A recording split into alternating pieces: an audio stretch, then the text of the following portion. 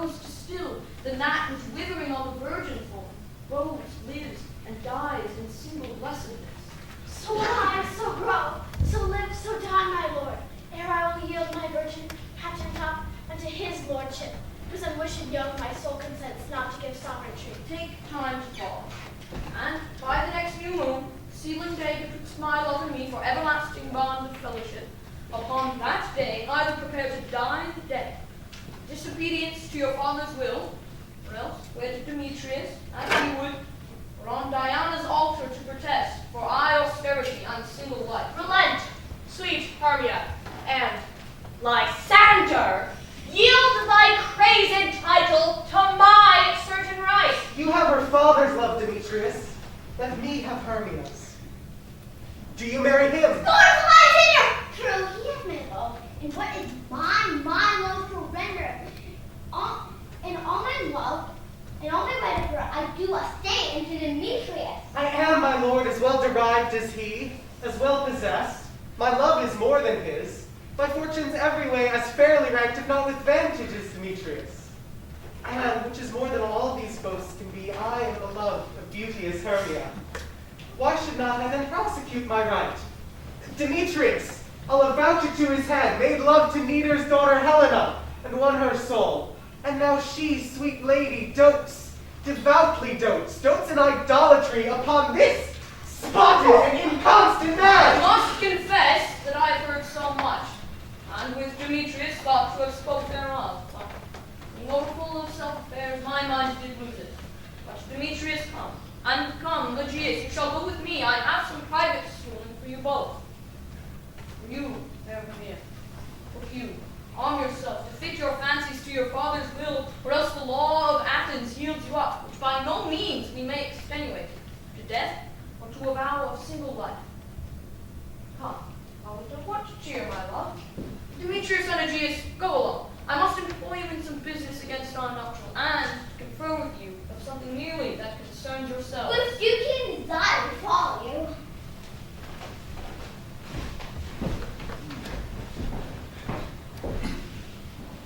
Oh now, my love, why is your cheek so pale? How chance the roses there do fade so fast? He likes the want of rain, which I could well redeem them from the tempest of my eyes. I mean, for aught that I could ever read, could ever hear by tale or history, the course of true love never did run smooth, but either it was different in blood, Oh, cross! Too high to be enthralled, too low. or else misgrafted in respective years, Oh, spite! Too low to be engaged, too young. or else it stood upon the choice of friends, Oh, hell! To choose love by another's eyes. or if there were a sympathy in choice, war, death, or sickness did lay siege to it, making it momentary as a sound, swift as a shadow, short as any dream, brief as the lightning in the collie night, that in a spleen unfolds both heaven and earth, and ere a man hath power to say, behold, the jaws of darkness do devour up. So quick bright things come to confusion. If then true lovers have ever been crossed, it stands as an edict in destiny, and let us teach our trial patience, because it is a customary cross, as due to love is thoughts and dreams and sighs, wishes and tears for fancy's followers. A good persuasion. Therefore hear me, Hermia. I have a widow aunt, a dowager of great revenue, and she hath no child. From Athens is her house remote 7 leagues, and she respects me as her only son. There, gentle Hermia, may I marry thee. And to that place the sharp Athenian law cannot pursue us. If thou lovest me then, steal forth thy father's house tomorrow night, and in the wood, a league without the town, where I did meet thee once with Helena to do observance to a morn of May. There will I stay for thee. My good Lysander, I swear to thee, by Cupid's strongest bow, by his best arrow with the golden head, by the simplicity of Venus' doves, which knitteth souls and prosperous loves, and by that fire which burned the Carthage queen, when the false Troy under sail was seen, by all the vows that ever man hath wrote, number more than ever woman spoke. In that same place where thou hast appointed me, tomorrow truly will I meet with thee. Keep promise, love. Look, here comes Helena.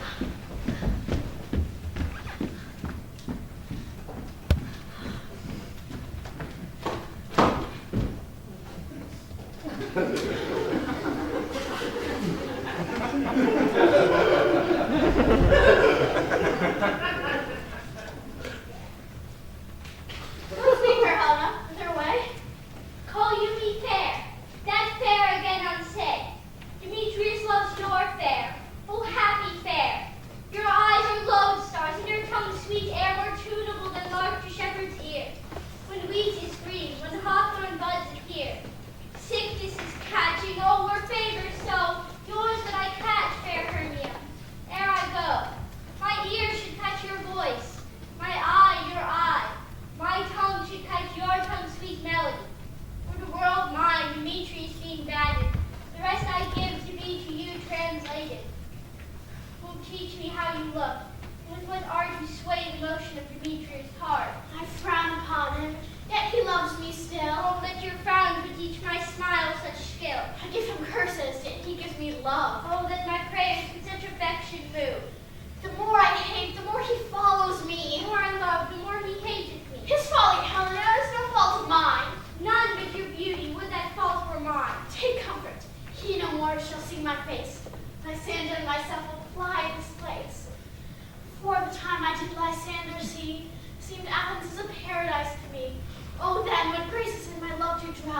he hath turned a heaven unto a hell.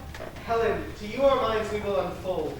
Tomorrow night, when Phoebe doth behold her silver visage in the watery glass, decking with liquid pearl the bladed grass, a time that lovers' flights doth still conceal, through Athens' gates have we devised to steal. And in the wood where often you and I, upon pink primrose beds are wont to lie, emptying our bosoms of their counsel sweet, there Lysander and myself shall meet. And thence from Athens turn away our eyes, to seek new friends and stranger companies. Farewell, sweet playfellow, pray thou for us, and good luck grant thee thou, Demetrius. Keep word, Lysander, we must starve our sight, from lovers move tomorrow to unite. I will, my Hermia.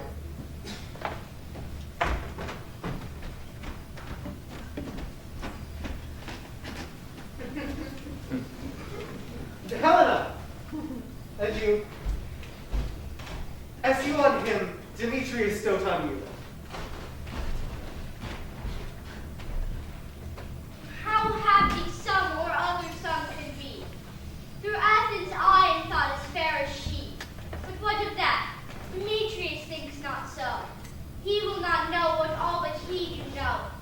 And as he errs, doting on Hermia's eyes, so I, admiring of his qualities, things base and vile, holding no quantity, love can transpose to form and dignity. Love looks not with the eyes, but with the mind, and therefore is winged Cupid painted blind. Nor hath love's mind of any judgment taste, wings and no eyes figure unheeding haste. And therefore is love said to be a child, because in choice he is so oft beguiled. As waggish boys engage themselves for swear, so the boy love is perjured everywhere. For ere Demetrius looked on Hermia's eye, he hailed down oaths that he was only mine. And when this hail some heat from Hermia felt, so he dissolved, and showers of oaths did melt.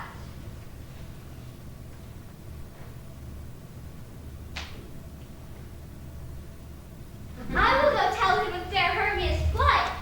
Then to the wood will he tomorrow night pursue her. And for this intelligence, if I have thanks, it is a dear expense. But here mean I to enrich my pain, to have to sight thither and back again.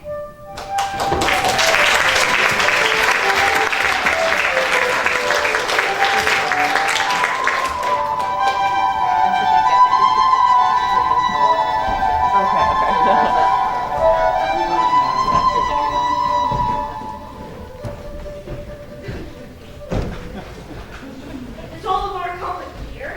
You were best to call them generally, man by man, according to the script.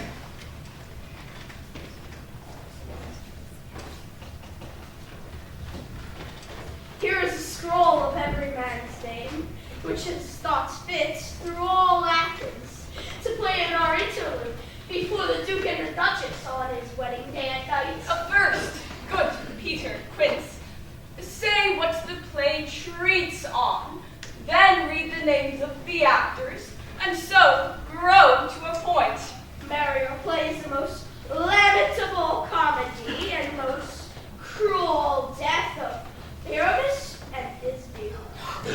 A very good piece of work, I assure you, and a merry. And now, good Peter Quince, call forth your actors by the scroll. Masters, spread yourselves.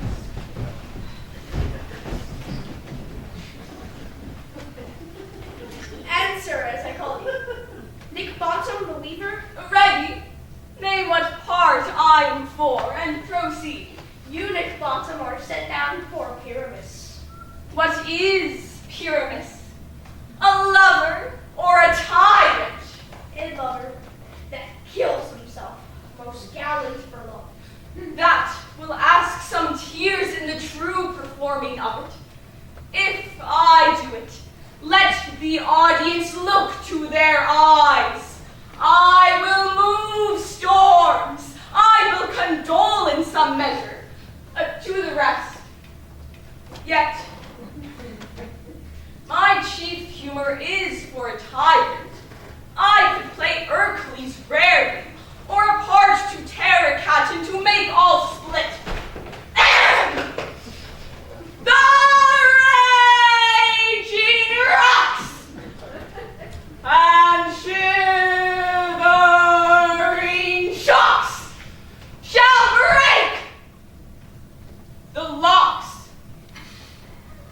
prison gates. And this car shall shine from far,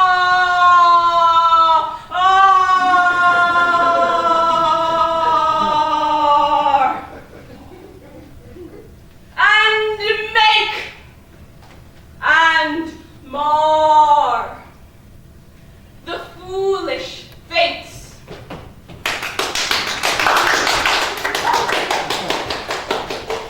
This was lofty.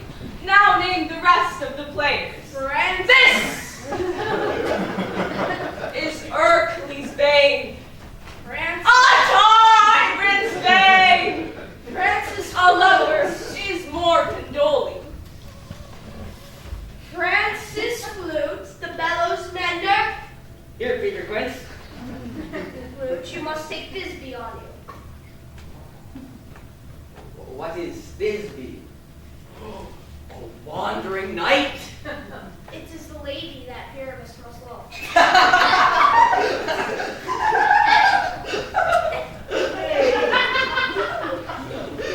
Faith, let me not play woman. I have a beard. Coming. And so what? You shall play it in a mask, and you may speak as small as you will. And I may hide my face. Let me play Thisbe too. I'll speak in a monstrous little voice. Thisbe, Thisbe. Pyramus, a lover dear, thy Thisbe dear and the lady dear. No, you must play Pyramus and Flute, you Thisbe. Well, proceed. Robin Starveling, the Tailor. Here, Peter Quince. Robin Starveling, you must play Thisbe's mother. Tom Snout, the Tinker. You Pyramus. Myself, Thisbe's father. Snug the Joiner, you, the Lion's part. And I hope yours a play fitted. Have you the lion's part written? I pray you, if it be, give it to me, for I am slow of study. You may do it extempore, for it is nothing but boring. Let me play the lion too. I will roar, that I will do any man's heart good to hear me. I will roar, that I will make the Duke say, let him roar again, let him roar again. And you should do it too terribly, for you would fright the Duchess and the ladies, that they would shriek, and now we were known to hang us all.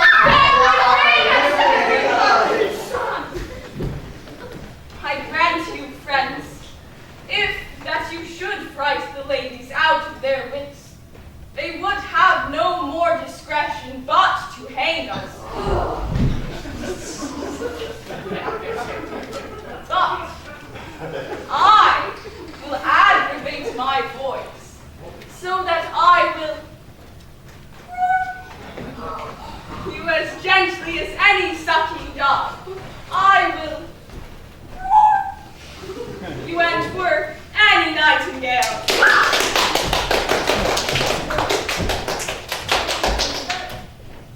You can play no part but Pyramus. For Pyramus is a sweet-faced man. A proper man as one shall see in a summer's day. A most lovely, gentleman-like man. Therefore, you must needs play Pyramus. Well, I will undertake it. Of what beard were I best to play it in? Why, what you will. I will discharge it in either your straw-colored beard, your orange tawny beard, your purple and grain beard, or your French crown-colored beard, your perfect yellow. Some of your French crowns will have no hair at all. And then you will play barefoot.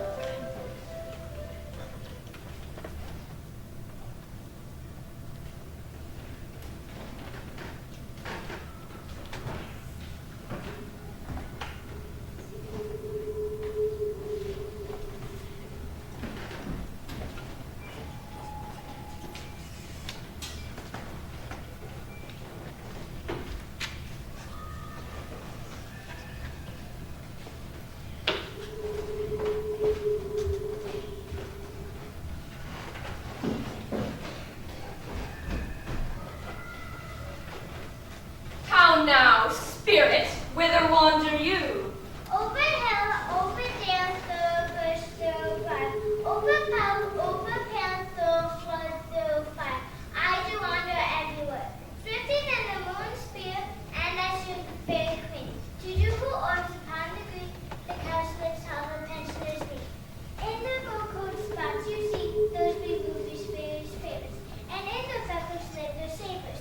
I must go seek some dewdrops here, and hang a put on every cowslip's ear. Farewell, thou lawless birds, I'll be gone, O queen, and all the lives come here anon. The king doth keep his revels here tonight. Take heed the queen come not within his sight. For Oberon is passing fell and wrath, because that she is her attendant hath, a lovely boy stolen from an Indian king. She never had so sweet a changeling, and jealous Oberon would have the child knight of his train to trace the forests wild. But she perforce withholds the loved boy, crowns him with flowers, and makes him all her joy. And now they never meet in grove or green, by fountain clear or spangled starlight sheen, but they do square, that all their elves for fear creep into acorn cups and hide them there. I know I mistake your shape in making coy, or else are you that should in neighbors by a color-loving good fellow?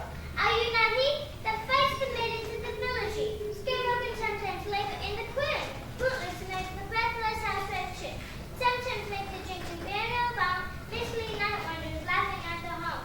Those that have found how you sweetheart, you do the work and they shall have good luck. Are you not he? Thou speak'st aright, I am that merry wanderer of the night. I jest to Oberon and make him smile, when I a fat and bean-fed horse beguile, neighing in likeness of a filly foal, and sometime lurk I in a gossip's bowl, in very likeness of a roasted crab, and when she drinks, against her lips I bob, and on her withered dewlap pour the ale. The wisest aunt, telling the saddest tale, sometime for 3-foot stool mistaketh me. Then slip I from her thumb, down topples she, and Taylor cries, and falls into a cough, and then the whole choir hold their hips and laugh, and waxing in their mirth, and knees and swear, a merrier hour was never wasted there. But room fairy, here comes Oberon. And here my mistress, would that he were gone.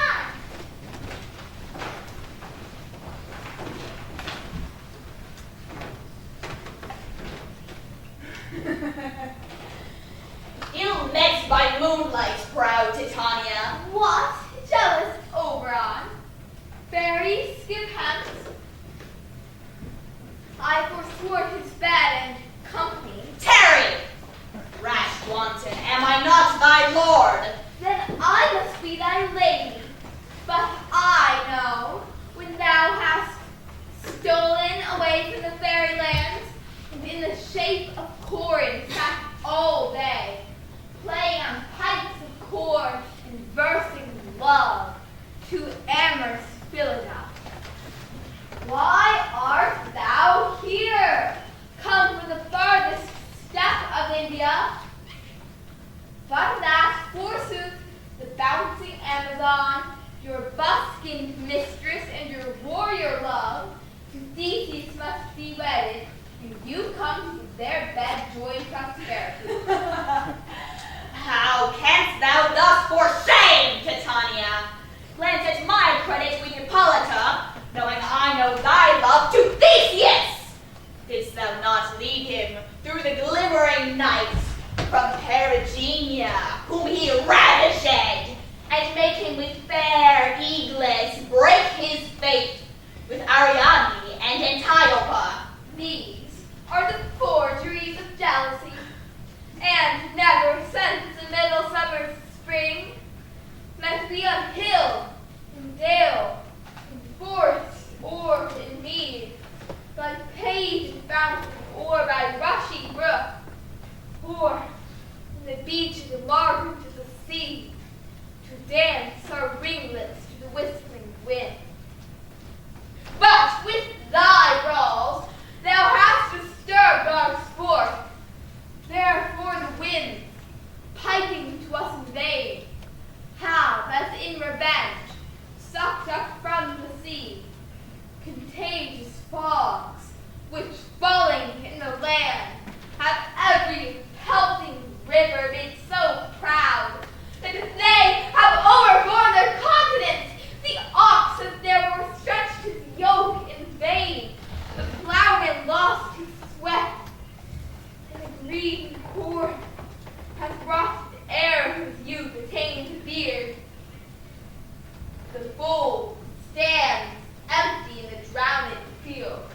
The crows are fastened to the murrain flock. The 9 men's moors filled up with mud. The quaint mazes in the wanton green, for lack of tread, are made undistinguishable. The human mortals want their winter cheer. No night is now with hymn or carol blessed. Therefore the moon, the governess of the floods, pale in her anger, washes all the air. That rheumatic diseases do abound, and through this distemperature we see the seasons alter. Hoary-headed frosts fall on the fresh lap with the crimson rose, and then the old heaves thinned into icy crown, and odors chapel into sweet summer buds, is as a mockery set. The spring, the summer, the childly autumn, angry winter change their wonted liveries, and the amazing world, by their increase, now knows not which is which. And the same progeny of evils comes from our fate, our deception. We are their parents and original. Do you amend it then? It lies in you.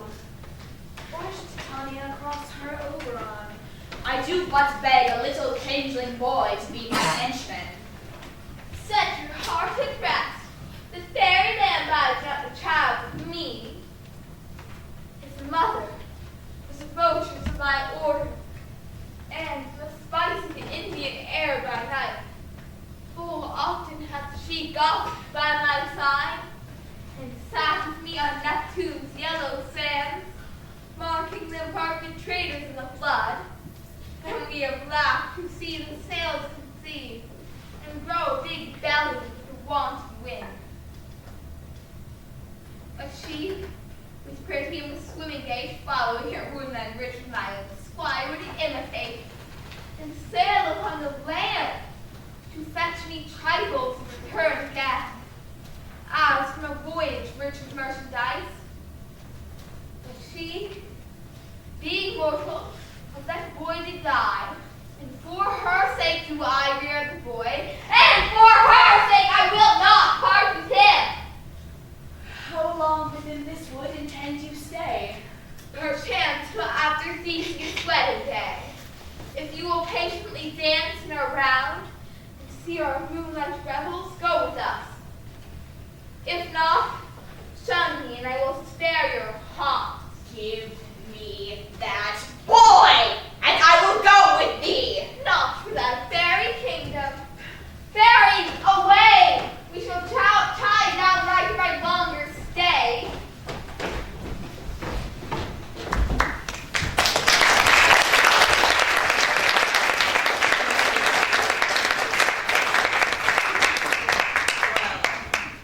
Go thy way.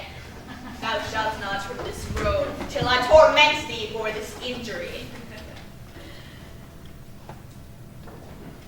My gentle Puck, come hither.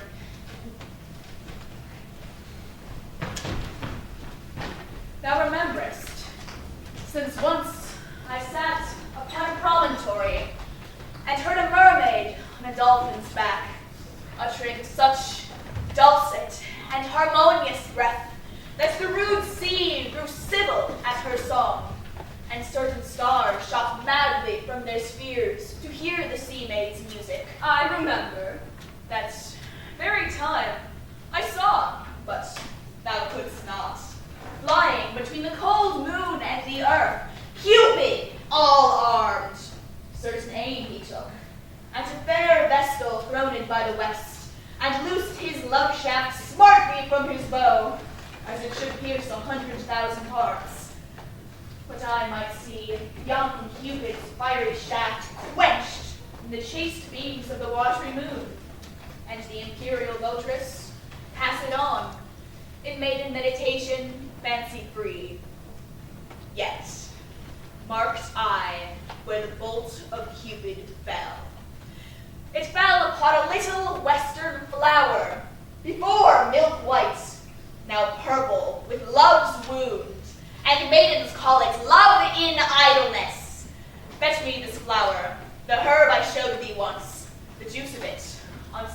eyelids laid, will make or man or woman madly dote upon the next live creature that it sees. Fetch me this herb, and be thou here again, ere the Leviathan can swim a league. I'll put a girdle round about the earth in 40 minutes. Having once this juice, I'll watch Titania when she is asleep, and drop the liquor of it in her eyes.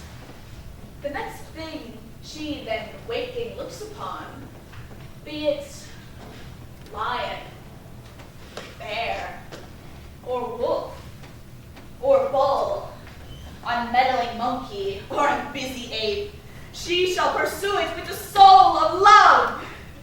And ere I take this charm from off her sight, as I can, with another herb, I'll make her render her page up to me.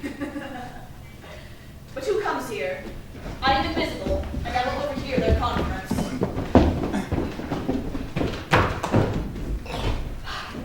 I love thee not, therefore pursue me not.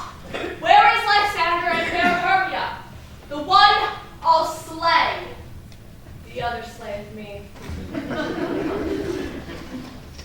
Thou toldest me they were stolen unto this wood, and here I am, and woed within this wood, because I cannot meet my Hermia.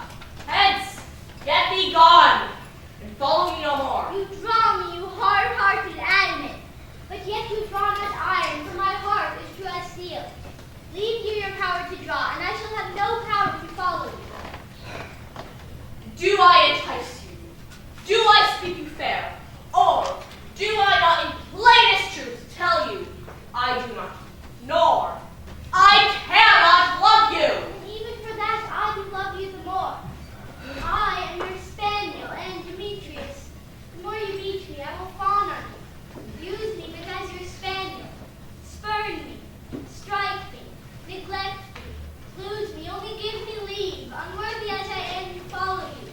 What worser place can I beg in your love, and is a place of high respect with me, than to be used it as you use your dog? Tempt not too much the hatred of my spirit, for I am sick when I look on thee. And I am sick when I look not on you. You do impede your modesty too much, to leave the city and commit yourself into the hands of one that loves you not, to trust the opportunity of night and the ill counsel of a desert place with the rich worth of your virginity. Your virtue is my privilege, for that it is not night when I do see your face. Therefore I think I am not in the night, nor doth this wood lack worlds of company. For you and my respect are all the world, and how can it be said I am alone, when all the world is here to look on me? I'll run from thee and hide thee in the brakes, leave thee to the mercy of wild beasts. So wild is not much as a heart as you. Run when you will, the story shall be changed. Apollo flies and Daphne holds the chase. The dove pursues the griffin. The mild hind makes speed to catch the tiger. Bootless speed. When cowardice pursues and valor flies. I will not stay thy questions. Let me go. Or, thou dost intend follow me. Do not believe, but I shall do thee mischief in the wood. I am the temple, the town, the field. You do me mischief. Fie, Demetrius, your wrongs do a scandal on my sex. We cannot fight for love as men may do. We should be wooed and we're not made to woo. I'll follow thee and make a heaven of hell, to die upon the hand I love so well.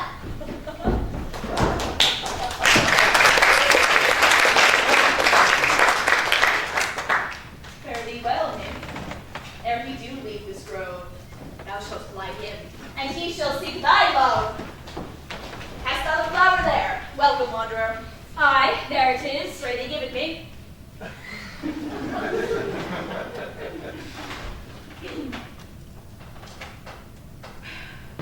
I know a bank where the wild thyme blows, where ox slips and the nodding violet grows, quite over canopied with luscious woodbine, with sweet musk roses and with eglantine. There sleeps Titania some time of the night, lulled in these flowers with dances and delight, and there the snake throws her a weed wide enough to wrap a fairy in. And with the juice of this, I'll streak her eyes and make her full of hateful fantasies. Take thou some of it, and see through this grove. A sweet Athenian lady is in love with a disdainful youth. Anoint his eyes, but do it, and the next thing he espies may be the lady. Thou shalt know the man by the Athenian garments he hath on. Effect it with some care, that he may prove more fond on her than she upon her love. And look thou meet me ere the first cock crow. Fear not, my lord, your servant shall do so.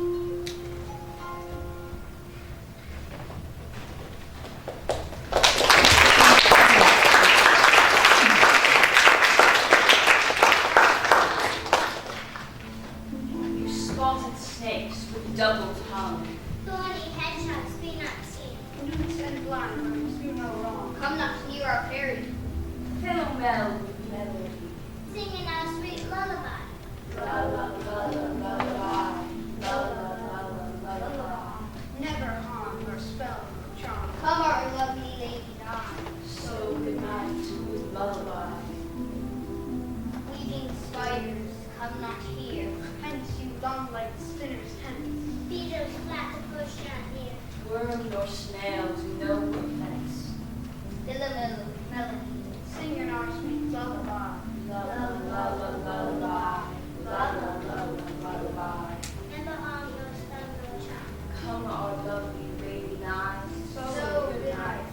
lullaby. Hence away, now all is well. One of you stands sentinel.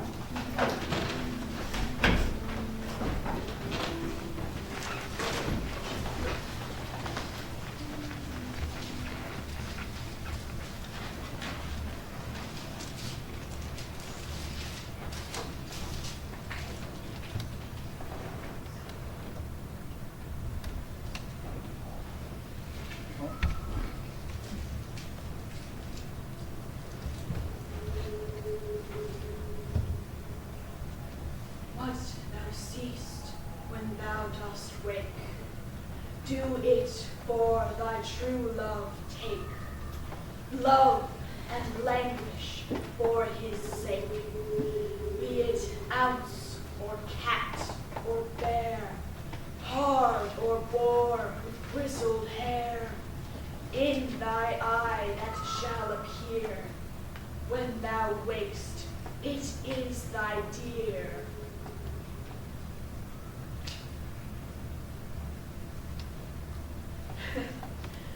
Wake when some vile thing is near.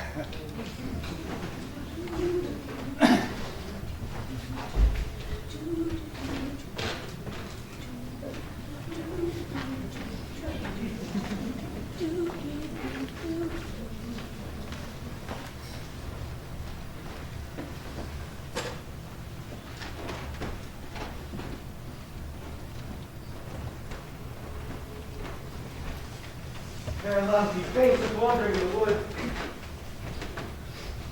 And, to speak truth, I have forgot our way. We'll rest us, Hermia, if you think it good, and tarry for the comfort of the day. Be it so, Lysander. I'm to out to bed, for I had promised Peg to rest my head. One church shall serve as pillow for us both.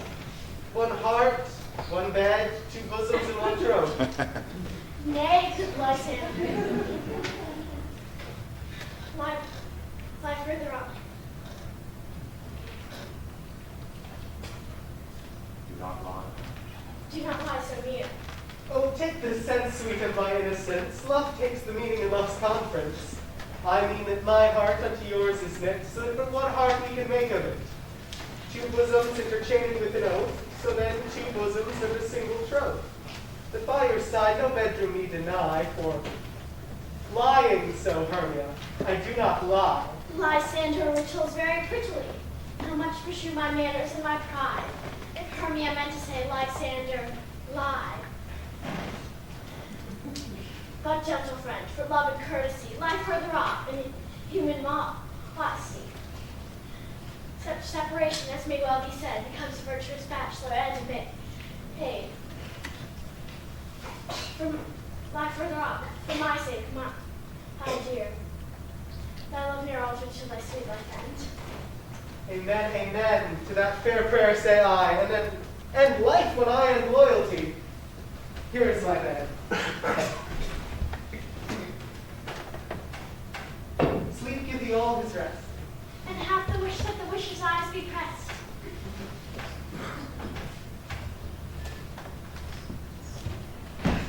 Through the forest have I gone, but Athenian found I none, on whose eyes I might approve this flower's force and stirring love, night and silence. Who is here? Weeds of Athens he doth wear. This is he, my master said, despiseth the Athenian maid. And here the maiden, sleeping sound on the dank and dirty ground. Pretty soul, she durst not lie near this lack love, this kill courtesy. Churl, upon thy eyes I throw all the power this charm doth owe. When thou wakest, let love forbid sleep his seat on thy eyelid. So, awake when I am gone.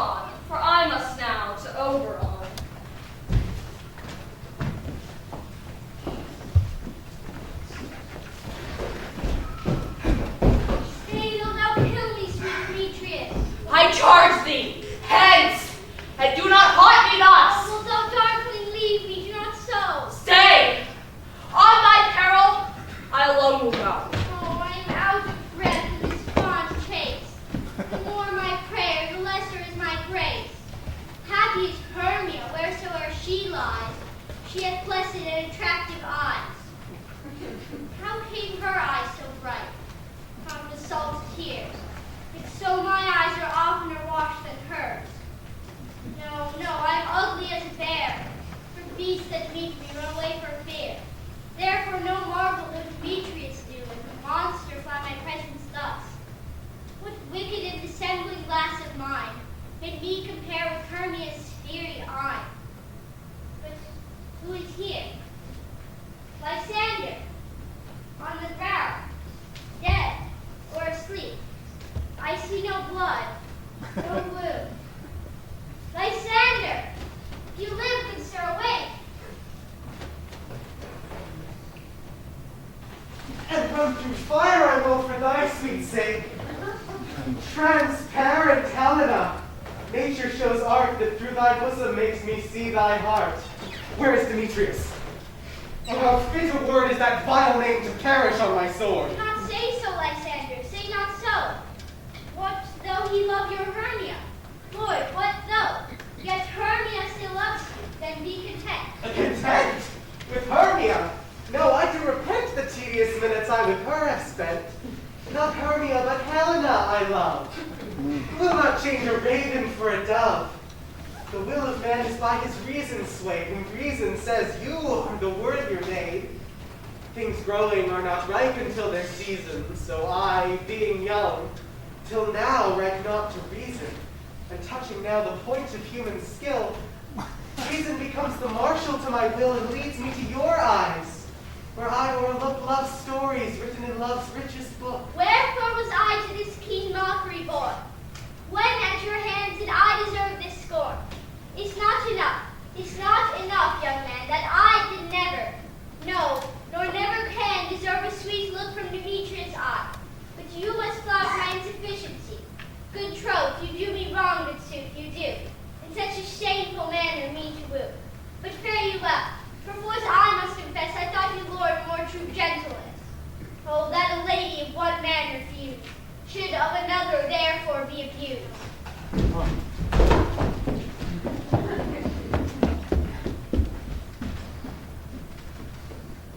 She sees not Hermia.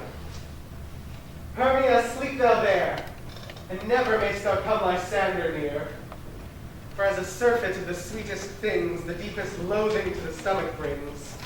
Or as the heresies that men do leave are hated most of those they did deceive, so thou, my surfeit and my heresy, of all be hated, but the most of me. And all my powers address your love and might to honor Helen, and to be her knight. Help me! Lysander! Help me! Do thy best to pluck this crawling serpent from my breast. I need for pity. What a dream was here. Lysander, look how I do quake with fear.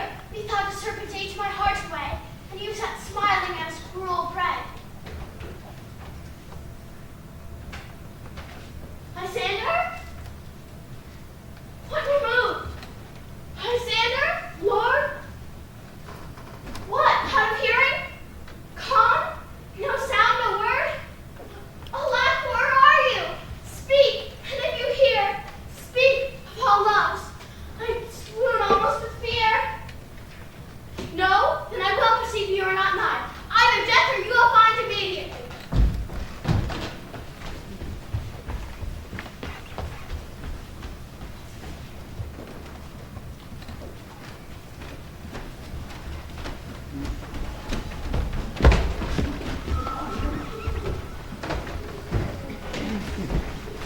Are we all meant?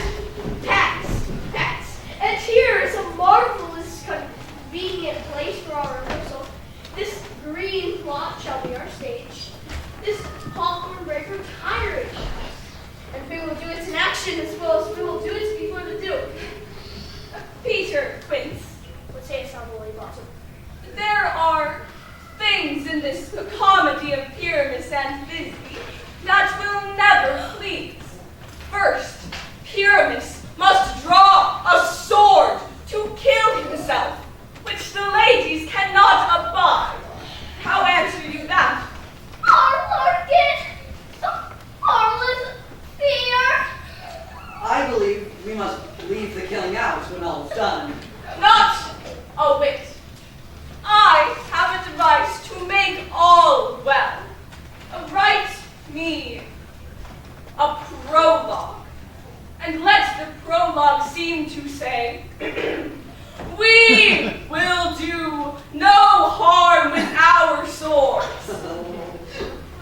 And that Pyramus is not killed indeed.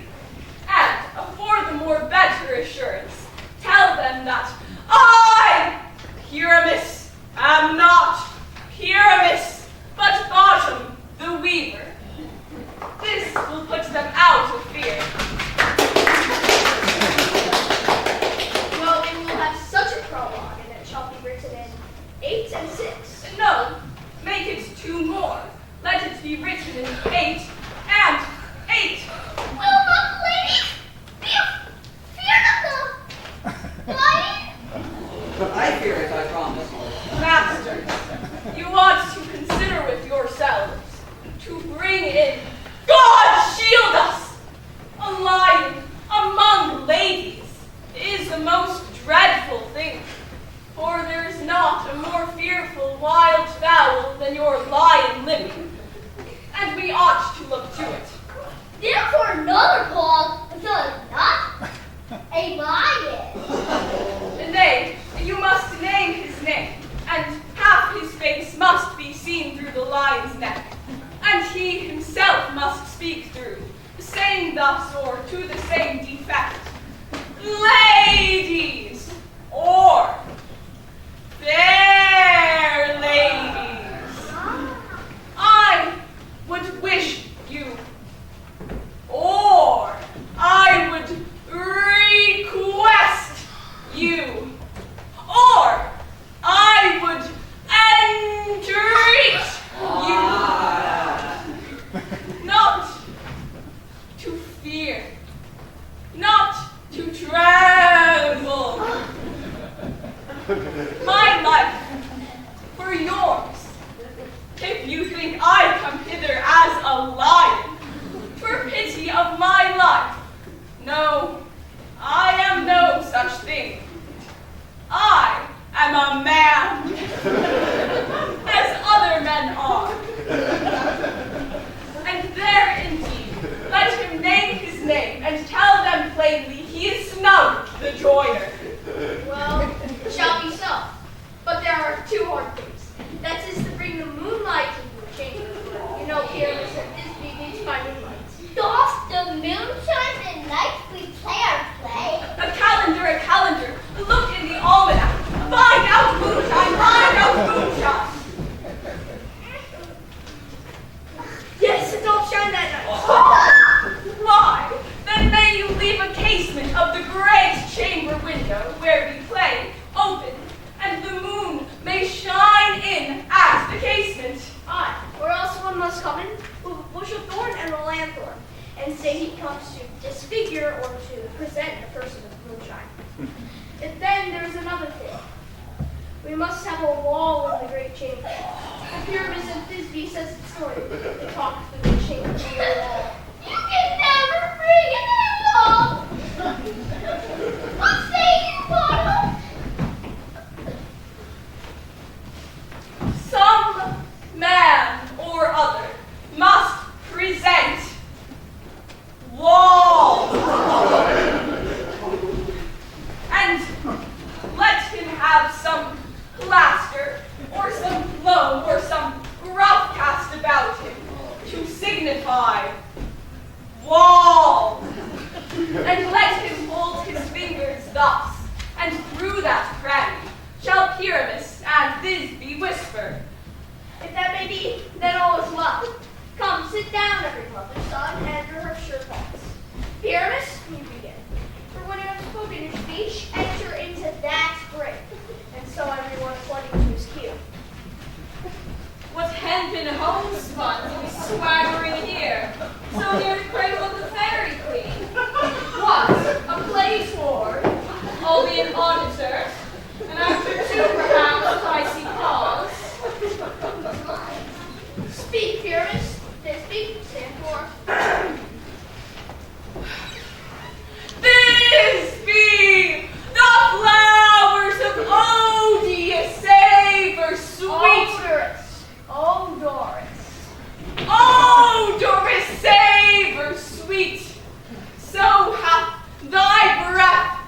my dearest Thisbe dear. But hark, a voice. Stay thou but here a while, and by I will to thee appear. A stranger Pyramus than e'er played here.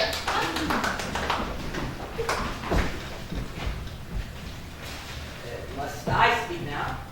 Aye, Mary, must you? For you must understand he goes but to see a noise that's in her, and is to come again.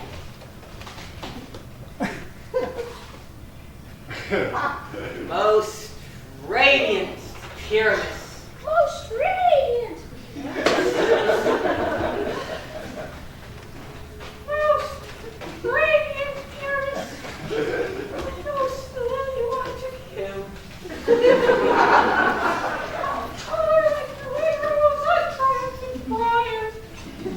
Most frisky jewel, and most lovely jewel. As true force that yet would never tire. Oh, make me Pyramids, many stone. Nine! Well, you must not speak that yet. Ah, For if you know, when you spoke to Pyramus, you spoke all your parts at once, cues and all. Pyramus, enter your cues fast. It is never tired.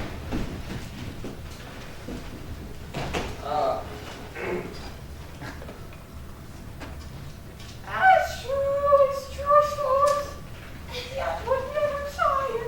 If I were Oh, monstrous! Oh, strange! We are haunted! Pray, masters! Fly, masters, help! Trolls follow you. I'll lead you about around, through bog, through bush, through brake, through briar. Sometime a horse I'll be, sometime a hound. A hog, a headless bear, sometime a fire. And neigh, and bark, and grunt, and roar, and burn. Like horse, hound, hog, bear, fire, at every turn. Why do they run away? This is a knavery of them to make me a fear. Oh, what? Thou hast changed! When do I see on thee? What do you see? You see an asset of your own.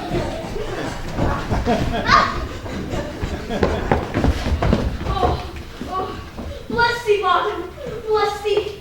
Thou art translated. I see their knavery. This is to make an ass of me. To fright me, if they could. But I will not stir from this place, do what they can. I will walk up and down here, and I will sing that they shall hear. I am not afraid. The usual cock, so black of hue, with orange tawny bill. The throstle with his note so true. The wren with little quill. What?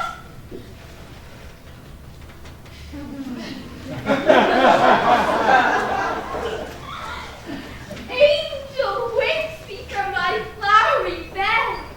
The finch, the sparrow, and the lark, the plain song cuckoo gray, whose note full many a man doth mark, and dares not answer nay.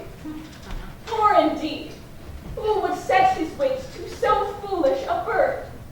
Who would give a bird the lie, though he cried cuckoo never so? I pray thee, gentle mortal, sing again. My ears much enamored with thy note, so is my eye thrown to thy shape. And thy fair virtue's force, her voice doth move me on the first view to say, to swear I love thee. Methinks, mistress, you should have little reason for that.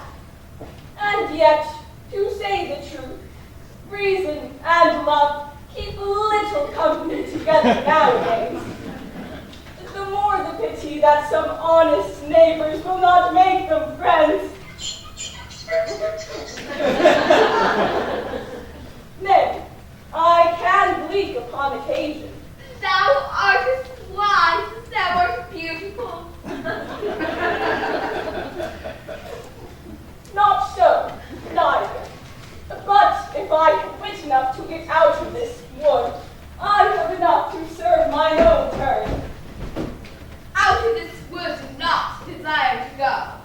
Thou shalt remain here, whether thou wilt or no. I am a spirit of no common race. The summer still doth depend upon my estate. And I do love thee. Therefore go with me. I'll give thee fairies to attend on thee, and they shall fetch thee jewels from the deep, while thou on precious flowers dost sleep. And I will purge thy mortal grossness so, that thou shalt like an errant spirit go. Peas, balsam, cobweb, moth, and mustard seed. Betty. And I. And I. And I. Where shall we go? Be kind and courteous to this gentleman. Hawk his walks and gamble his eyes. Feed him with apricots and blueberries, purple grapes, green figs, and mulberries. The honey bags steal from the humble bees, and for night tapers crop their waxen thighs. Light them like a fiery glow in his eyes. Has my love to bed and to arise, and pluck the wings of painted butterflies, who fan the room till sleepy high. Not without some new hymns and courtesies. Hail, Mono. Hail. Hail? I cry your worship's mercy heartily. I beseech your worship's name. Cobweb. I shall desire you of more acquaintance, good Master Cobweb. If I cut my finger, I shall make bold with you.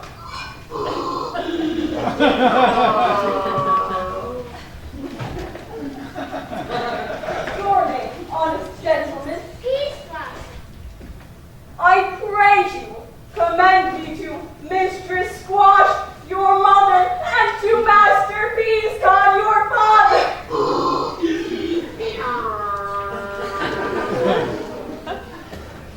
Good Master Peas Blossom, I shall desire you of more acquaintance too. Your name, I beseech you, sir. Mustard seed. Good Master Mustard Seed, I know your patience well. That same cowardly, giant-like ox-thief hath devoured many a gentleman of your house. I promise you your kindred hath made mine eyes water air now.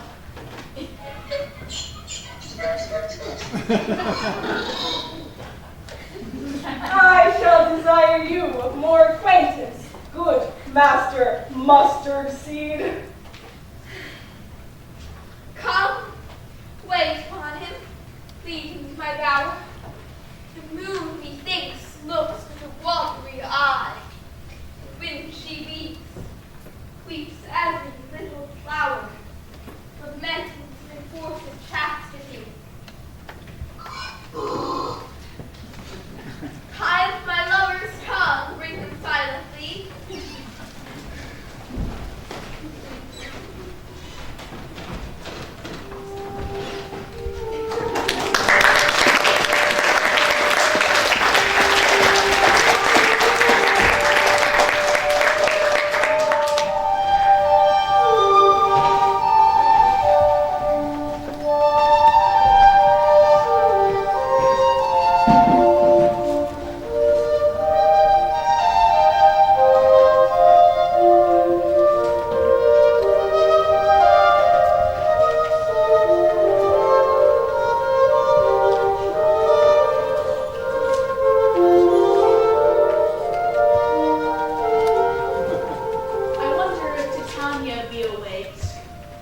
and what it was that next came in her eye, which she must dote on in extremity.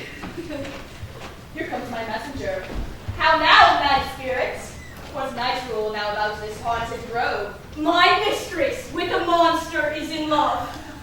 Near to her close and consecrated bower, while she was in her dole and sleeping hour, a crew of patches, rude mechanicals, that worked for bread upon Athenian stalls, were met together to rehearse a play, intended for great Theseus' nuptial day. The shallowest thick-skin of that barren sort, who Pyramus presented in their sport, forsook his scene and entered in a break, when I did him at this advantage take. And as his knoll I fix it on his head, anon his Thisbe must be answered, and forth my mimic comes, when they him spy as wild geese that the creeping fowler eye, or russet-painted chuffs, many in sort, rising and cawing at the gun's report, sever themselves and madly sweep the sky. So at his sight away his fellows fly, and at our stamp here o'er and o'er one falls, he murder cries and help from Athens calls. Their sense thus weak, whilst with their fears thus strong, made senseless things begin to do them wrong. For briars and thorns a peril snatch, some sleeves, some hats, from yielders all things catch. I led them on in this distracted fear, and left sweet Pyramus translated there, when, in that moment, so it came to pass, Titania waked and straightway loved an ass.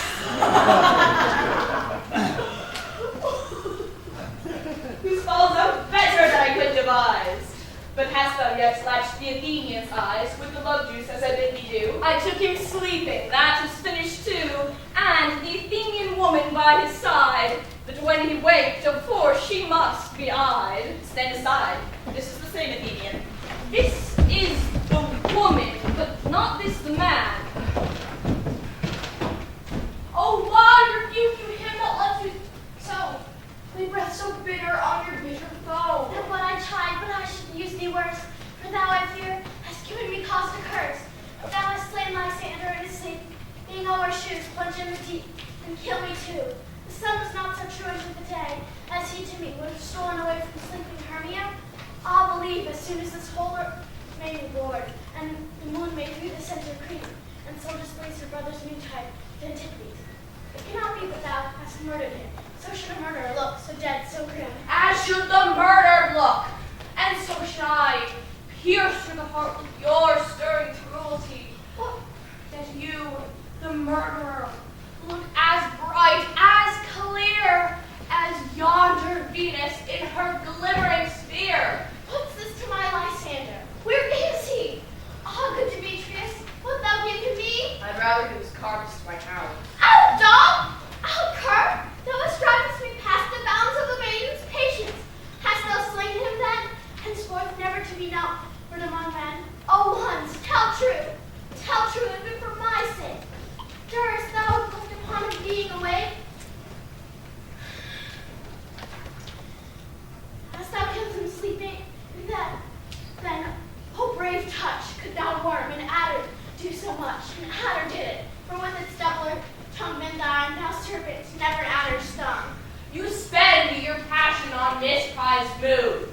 I am not guilty of Lysander's blood, nor is he dead. But I know.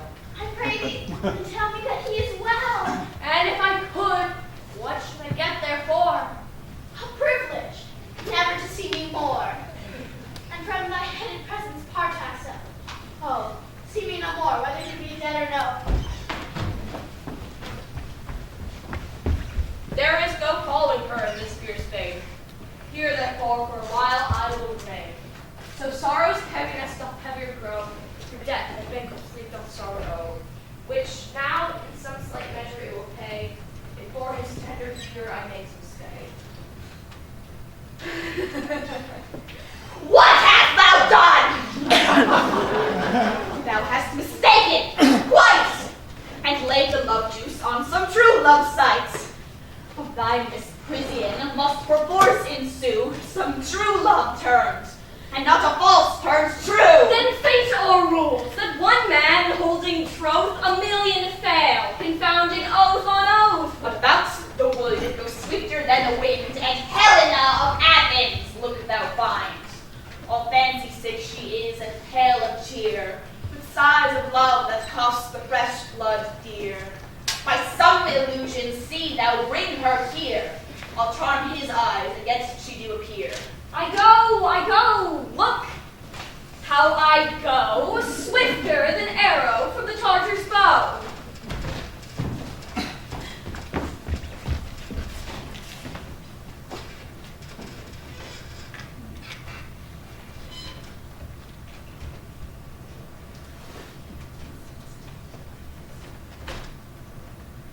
Flower of this purple dye, hit with Cupid's archery, sink in apple of his eye.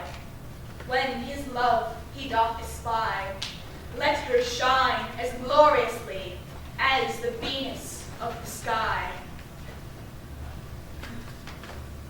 When thou wakest, if she be by, beg of her your remedy. Captain of our fairy band, Helena is here at hand, and the youth mistook by me. Pleading for a lover's fee, shall we their fond pageant see? Lord, what fools these mortals be! Stand aside. The noise they make will cause Demetrius to awake. Then we'll two at once woo one. That must needs be sport alone, and those things do best please me that befall preposterously. Why should you think that I should move in scorn? Scorn and derision never come in tears. Look, when I vow, I weep, and vow so born, and then into the old truth appears. How can these things in me seem scorn to you, bearing the badge of faith to prove them true? You do advance your cunning more and more, when truth kills truth. O devilish holy fray, these vows are Hermia's when you give her o'er. Weigh oath with oath, and you will nothing weigh.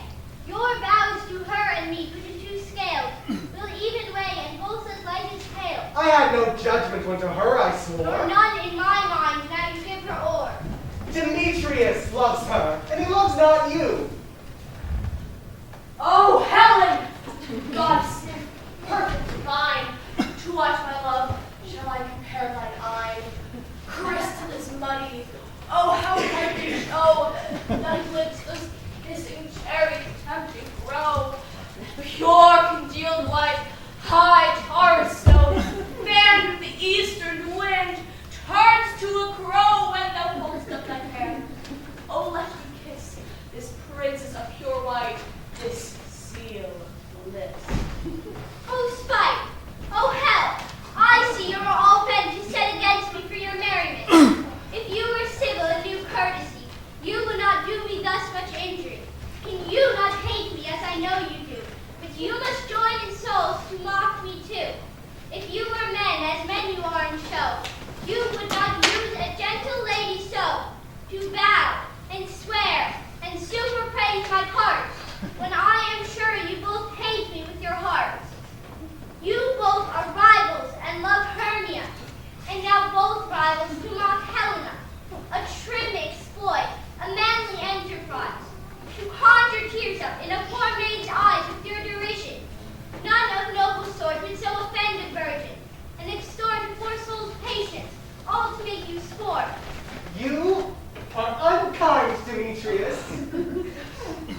Be not so, for you love Hermia, this you know I know. And here, with all goodwill, with all my heart, in Hermia's love I yield you up my part, and yours of Helena to me bequeath, whom I do love and will do till my death. Never did mockers waste more idle breath. Lysander, keep thy Hermia. I will none. Ere I loved her, all that love is gone. My heart to her, but as a guest flight sojourned. And now, to Helen, it is home returned, there to remain. Helen, it is not so. Disparage not the faith thou dost not know. Lest to thy peril thou buy it dear. Look where thy love comes. Yonder is thy bier.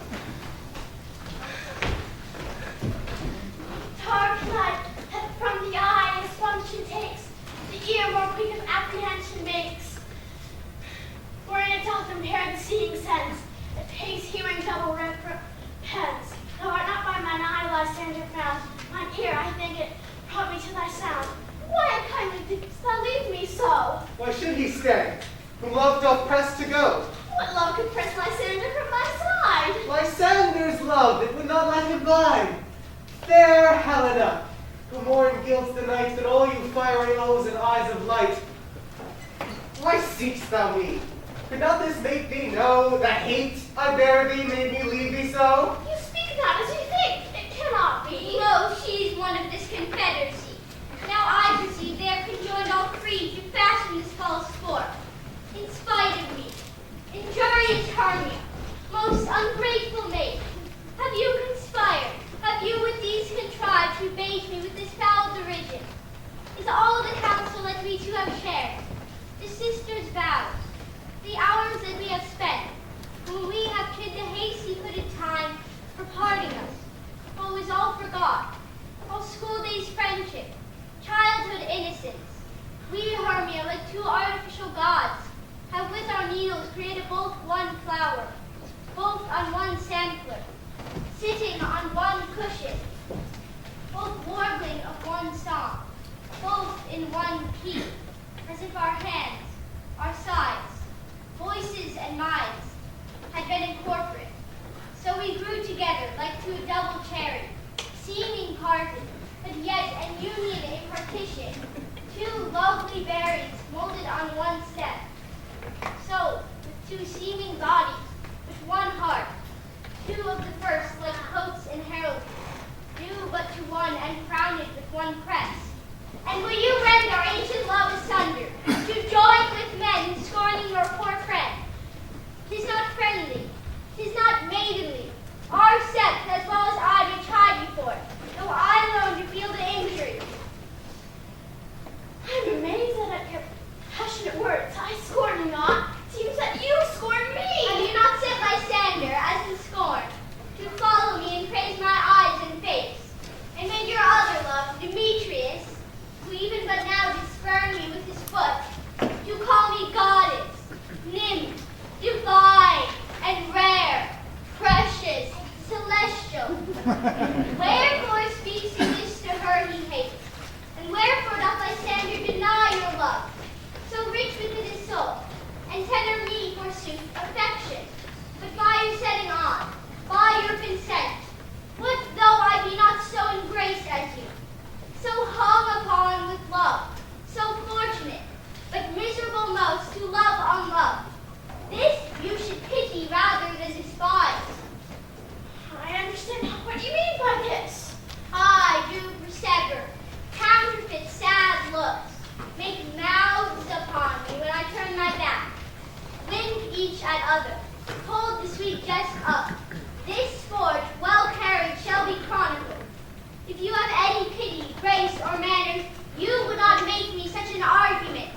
But fare you well, 'tis partly my own fault, which death or absence soon shall remedy. Stay, gentle Helena, hear my excuse. My love, my life, my soul, fair Helena. Oh, excellent. Sweet, do not scorn her so. She cannot entreat, I can compel. Thou canst compel no more than she entreat. Thy threats have no more strength than her weak prayers. Helen, I love thee. By my life I do. I swear by that which I will lose for thee, to prove him false that says I love thee not. I say I love thee more than he can do. If thou say so, withdraw, and prove it too. Quick, come. Lysander, where's your gentleness? Away, you basilisk! No, sir. You seem to break loose. Take on as you would follow, yet come not. You are a tame man. Go. Head off, thou cat, thou bird, vile thing! Let loose, or I will shake thee from me like a serpent! Why are you grown so rude? What changed this sweet love? Thy love? Out, stinging nettle, out! Out, loathed medicine, hated potion, hence! Do you not jest? Yes, sooth, and so do you. Demetrius, I will keep my word with thee. I would I had your bond. Perceive, a weak bond holds you. I'll not trust your word. What, should I hurt her? Strike her? Kill her dead? Although I hate her, I'll not harm her so. What? Can you do me greater harm than hate? Hate me! Wherefore, oh me!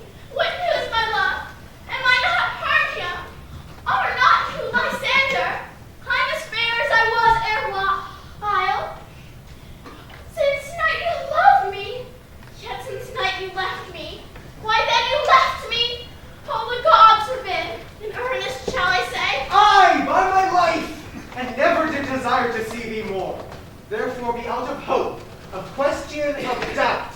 Certain nothing truer, 'tis no jest that I do hate thee, and love Helena.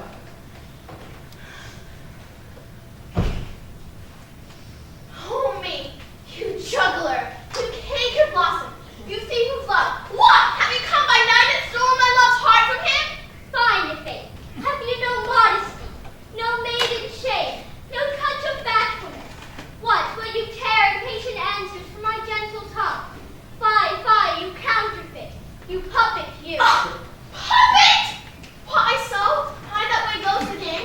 Now I perceive that she hath made compare between her statures and with her personage. Her personage. her height forsooth. She hath prevailed with him.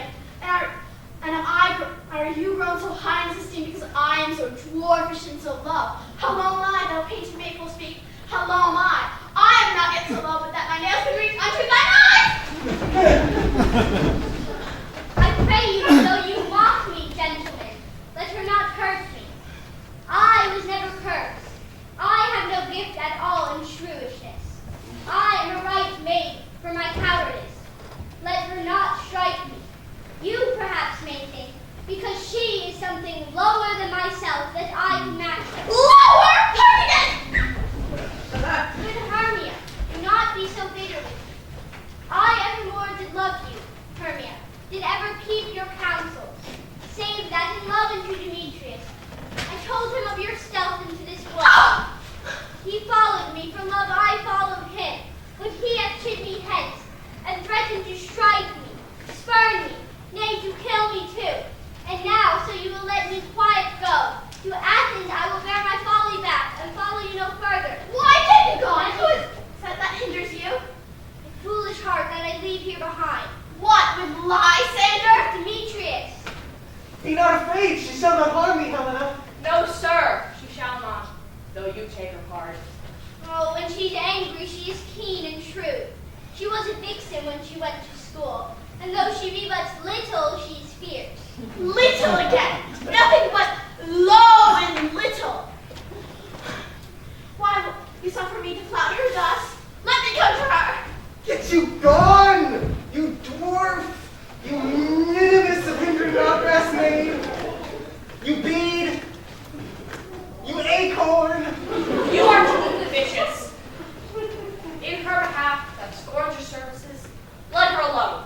Speak not of Helena, take not her part, or, if thou dost intend never so little show of love to her, thou shalt abide it. Now she holds me not. Now follow, if thou darest, to try whose right, thine or mine, is most in Helena. Follow? Nay, I'll go with thee cheek by jowl.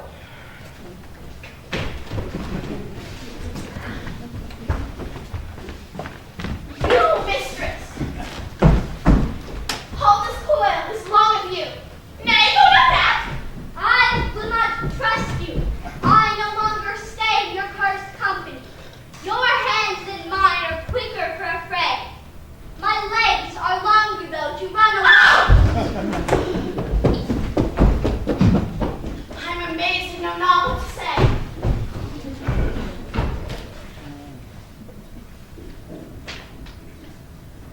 This is thy negligence. Still thou mistakest, or else commits thy knaveries willfully. Believe me, King of Shadows, I mistook. Did not you tell me that I should know the man by the Athenian garments he had on? And so far blameless proves my enterprise, that I anointed an Athenian's eyes. And so far am I glad it so did sort, as this their jangling I esteem a sport.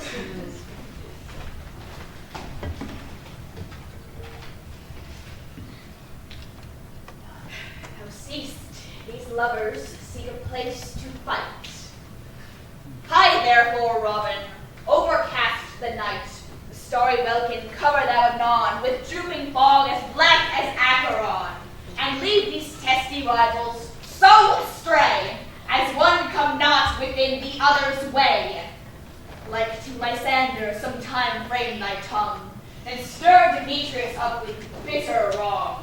and sometime rail thou like Demetrius, and from each other look thou lead them thus, till o'er their brows death counterfeiting sleep, with leaden legs and batty wings doth creep. Then crush this herb into Lysander's eye, whose liquor hath this virtuous property, to take from thence all error with his might, and make his eyeballs roll with wonted sight. When they next wake, all this derision shall seem a dream, and fruitless vision, and back to Athens shall the lovers wend, with league whose dates till death shall never end. Whilst I in this affair do thee employ, I'll to my queen, and beg her Indian boy, and then I will her charmed eye release from monsters' view, and all things shall be peace. My fair lord, this must be done with haste, for night's swift dragons cut the clouds full fast, and yonder shines Aurora's harbinger, at whose approach ghosts wandering here and there troop home to churchyards, damned spirits all that in crossways and floods of burial already to their wormy beds are gone. For fear lest day should look their shames upon, they'd willfully themselves exile from light, and must for aye consort with black-browed night. But we are spirits of another sort. I with the morning's love have oft made sport, and like a forester the groves may tread, even till the eastern gate, all fiery red, opening on Neptune with fair blessed beams, turns to yellow gold his salt green streams. But, notwithstanding, haste, make no delay.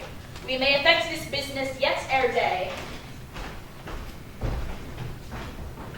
Up and down,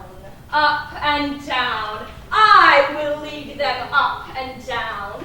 I'm feared in field and town, goblin, lead them up and down. Here comes one. Where art thou, proud Demetrius? Speak thou now. Here, villain, drawn and ready, where art thou? I will be with thee straight. Follow me then into plainer ground.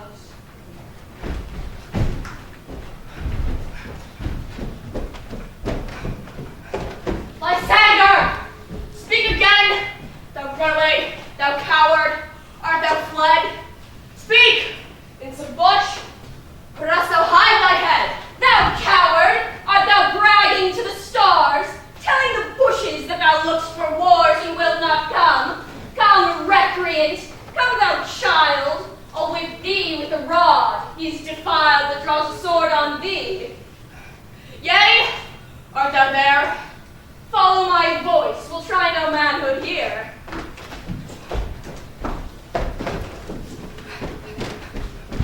He goes before me and still dares me on. When I come where he calls, then he is gone. The villain is much lighter heeled than I. I followed fast, but faster he did fly. Fallen am I in dark, uneven way. And here will rest me.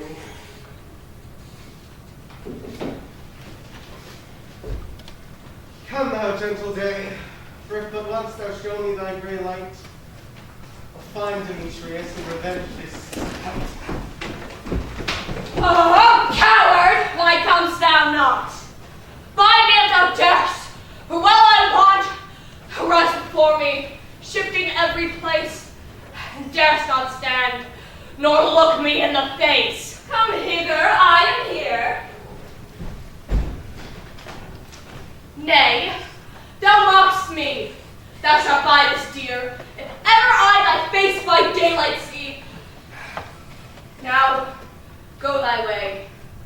Vagueness constraineth me to measure out my length on this full bed. Thy day's approach, look to be visited.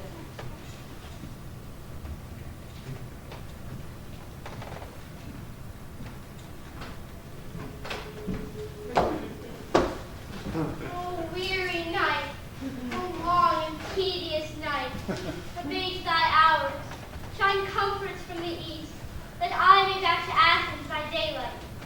From these that my poor company detest, and sleep that sometimes shuts up sorrow's eye.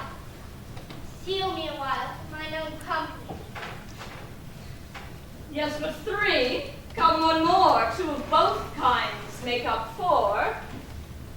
Here she comes, cursed and sad.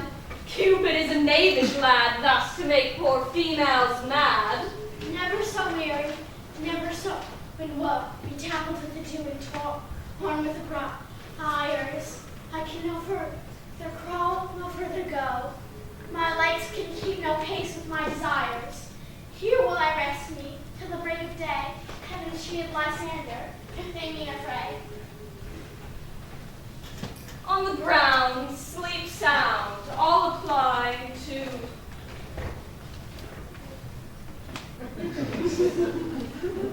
your eye, gentle lover, remedy. When thou wakest, thou takest true delight in the sight of thy former lady's eye, and the country proverb known, that every man should take his own, in your waking shall be shown. Jack shall have Jill, naught shall go ill, the man will have his mare again, and all will be well.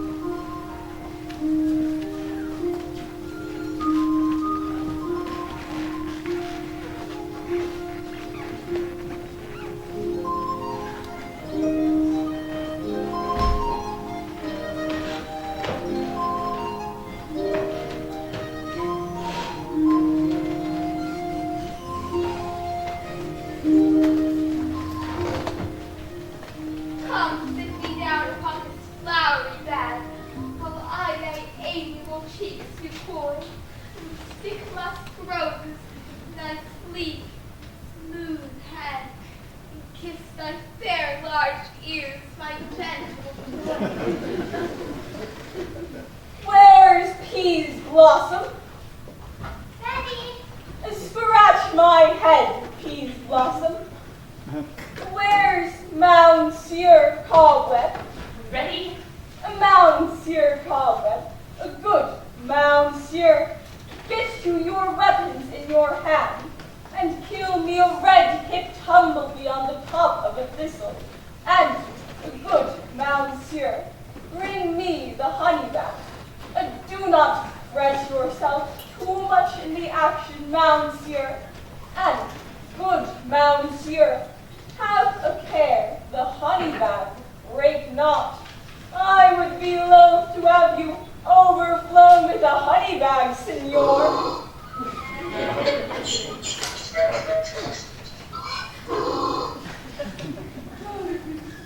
Where's Monsieur Mustard Seed?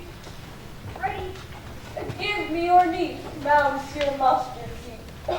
Pray, leave your courtesy, good Monsieur. What's your will?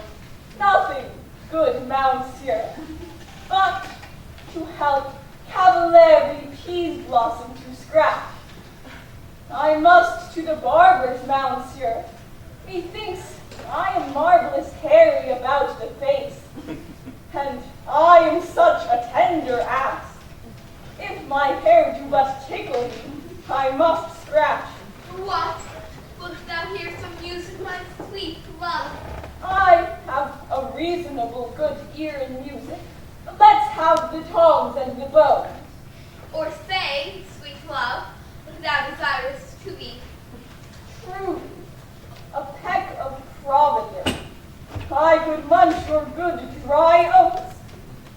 Methinks I have a great desire to a bottle of hay. Good hay, sweet hay, hath no fellow. I am a ventured fairy that shall seek the squirrel's hoard, fetch you nuts. I had rather have a handful or two of dried peas, but I pray you, let none of your people stir me. I have an exposition of sleep come upon me.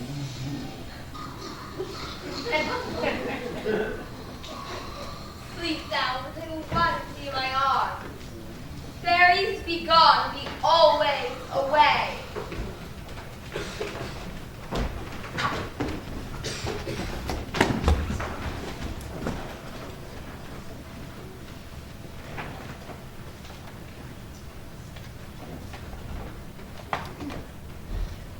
So doth the woodbine's sweet honeysuckle gently twist the female ivy so, and rings the barky fingers of the elm. Oh, how I love thee, how I dote on thee.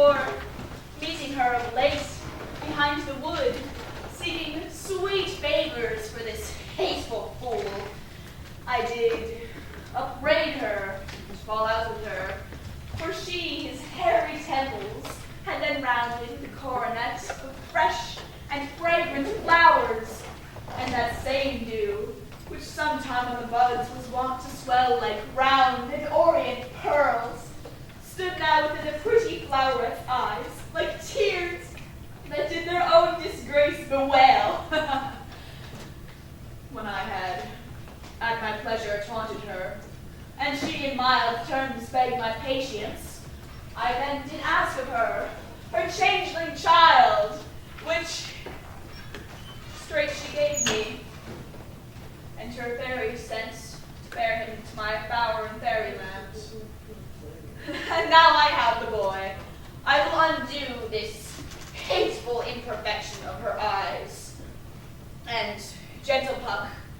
take this transformed scalp from off the head of this Athenian swain, that he awaking when the others do, may all to Athens back again repair, and think no more of this night's accidents, but as the fierce vexation of a dream. But first, I release the fairy queen.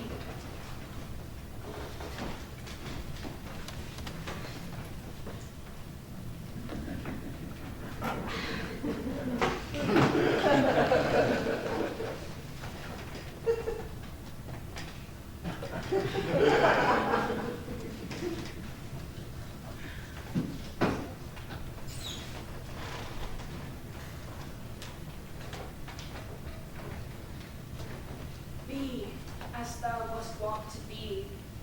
See as thou wast wont to see. Dian's bud or Cupid's flower hath such force and blessed power. Now, my Titania, wake you, my sweet queen. My Oberon, what visions I see? Methought I was enamored of a half. There lies your love. How came these things to pass?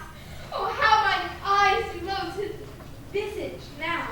Silence a while. Robin, take off this head. Titania, music call, and strike more dead than common sleep of all these 5 the sex. Music, ho! Music, such as charmeth sleep. Now when thou wakest, with thine own fool's eyes peep. Come, my queen, take hands with me, and walk the ground whereon these sleepers be. Now thou and I are due in amity, and will tomorrow midnight solemnly dance in Duke Theseus' house triumphantly, and bless it to all fair prosperity. There shall these pairs of faithful lovers be wedded with Theseus, all in jollity. Fair king, attend and mark, I do hear the morning lark. Then, my queen, in silence sad, trip we after the night's shade. We the globe can compass soon, swifter than the wandering moon. Come, my lord, in our flight, tell me how it came this night, that I, sleeping here, was found with these mortals on the ground.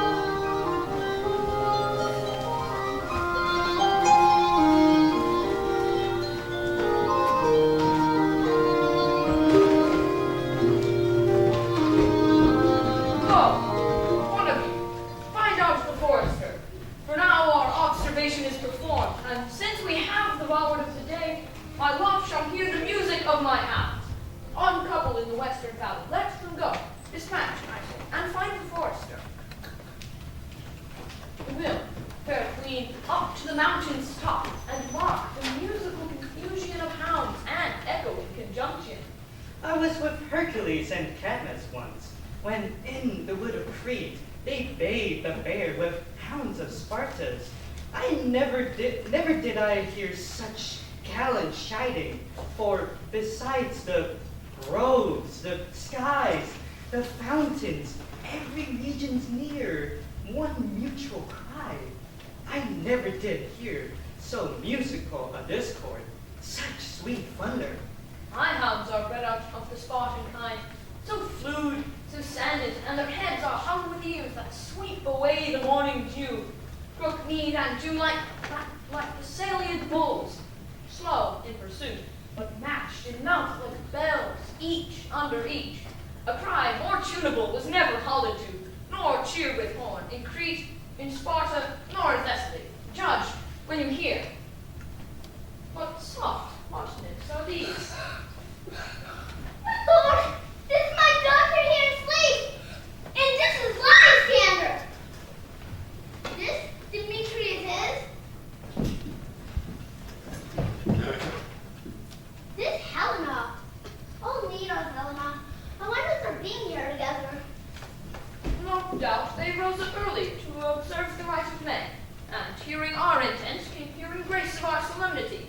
But speak, Aegeus, is not this the day that Hermia should give answer of her choice?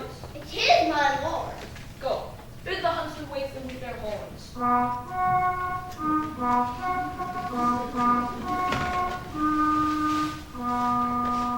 Good morrow, friends. St. Valentine is past. Begin these woodwards but to couple now.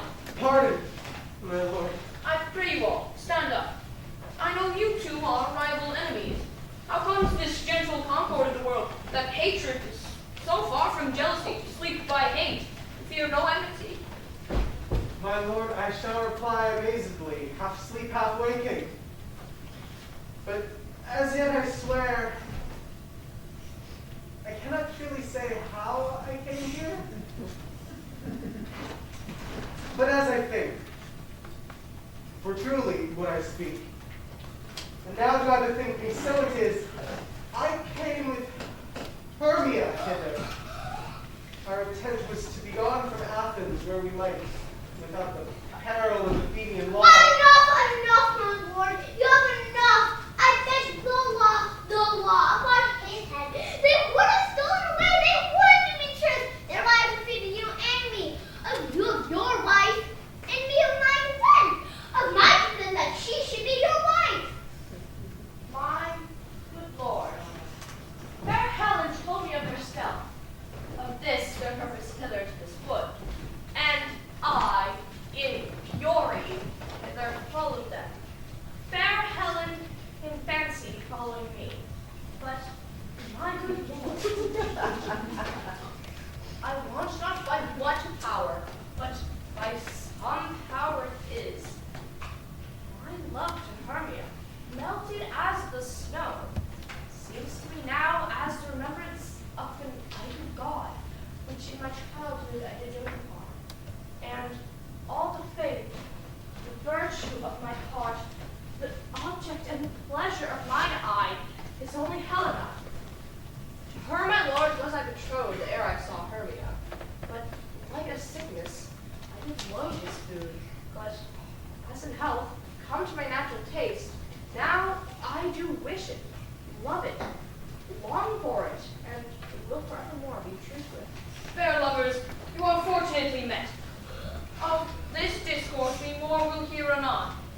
Aegeus, I will overbear your will. In the temple guided by with us, these couples shall eternally be knit.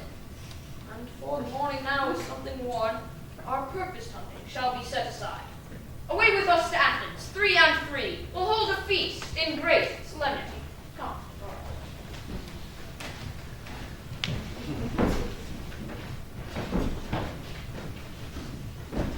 These things seem small and undistinguishable, like far-off mountains turned into clouds. Methinks I see these things with heart's eye, when everything seems double. So methinks, and I have found Demetrius like a jewel, mine own,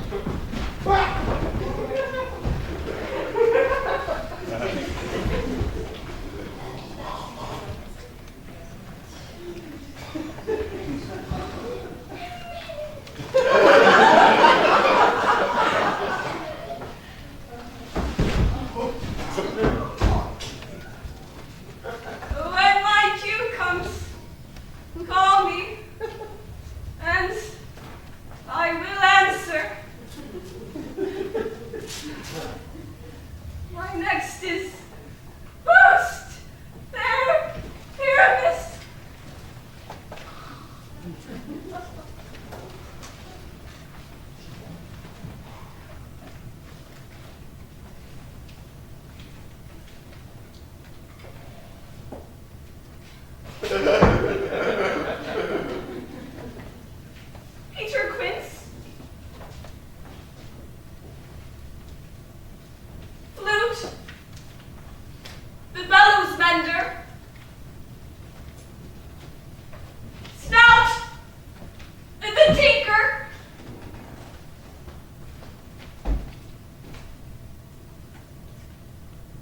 starveling,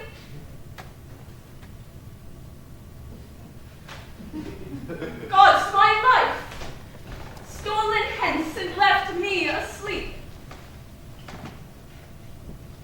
I have had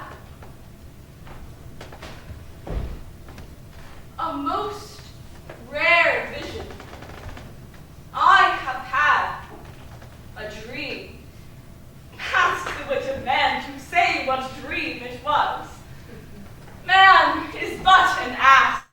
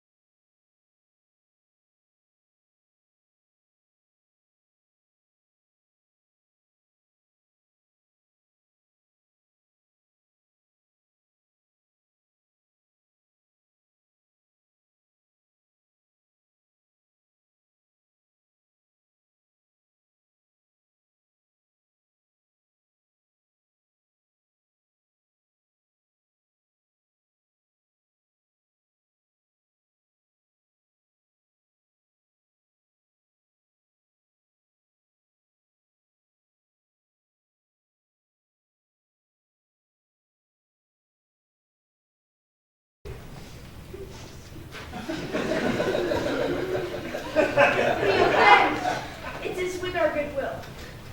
Now you should think we come not to offend, but with goodwill. To show our simple skill, that is the true beginning of our end. Consider then we come but in spite. We do not come as minded to intend you. Our true intent is, all fear delight we are not here. That you should repent you. The actors are at hand by their show. You shall know all that you are looking to know. This fellow doth not stand upon points. He hath rid his prologue like a rough colt. He knows not to stop. Indeed, he hath played the prologue like a child on recorder. A sound, but not in government. A good moral, my lord. It is not enough to speak, but to speak true. His speech was like a tangled chain, nothing impaired, but all disordered. Who is next? Gentles, perchance you wonder at the show, but wonder on till truth make all things plain. This man is Pyramus, if you would know. This beauteous lady is certain. This man with lime and rough cast doth present wall. That vile wall did these two lovers sunder through wall's chink. Poor souls, they are content to whisper. At which let no man wander. This man with landlord, dog, and bush of thorn presented moonshine. For if you know, by moonshine, that these lovers think no scorn to meet at kindness till they're there to ill. This grisly beast which lion by name. Trusty Thisbe, coming first by night, did scare away, or rather did affright. As she fled her mantle, she did fall, which lion vile with bloody mouth did sting.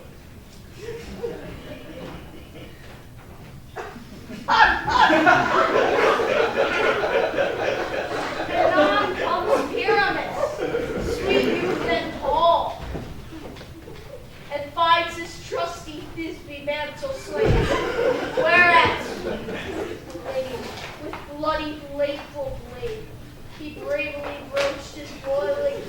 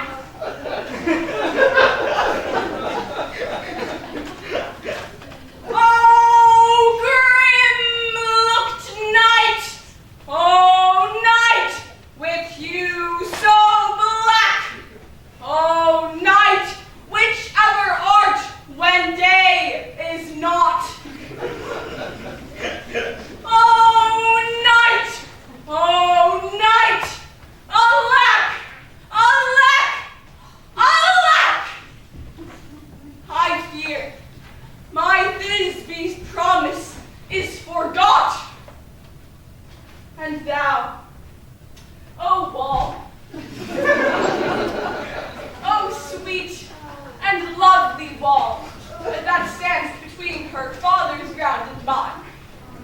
Thou wall, oh sweet and lovely wall, show me thy cheek to blink through with mine eye. Thanks, courteous wall, Jove shields thee well for this. But what see I? No Thisbe do I see. Oh, wicked wall! I see no bliss! Cursed be thy stones for thus deceiving me. All methinks being sensible should curse again. No, in truth, sir, he should not. Deceiving me is Thisbe's cue, as she is to enter now, and time to spy her through the wall. You shall see. It will fall pat as I told you. Yonder she comes.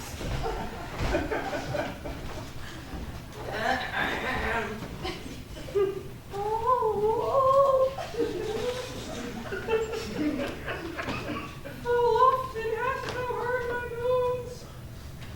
For parting my fair Pyramus and me,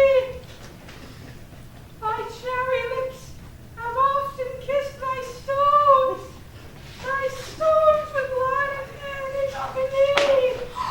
I see a voice. Now will I to the chink to spy, and I can hear my Thisbe's face. Thisbe!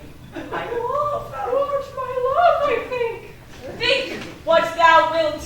I am thy lover's grace, and like Limander am I trusty still. And I like Helen till the fates make you. Not shaftless to Proclus was so true. As shaftless to Proclus, I to you. Oh, kiss me through the hole of this vile wall.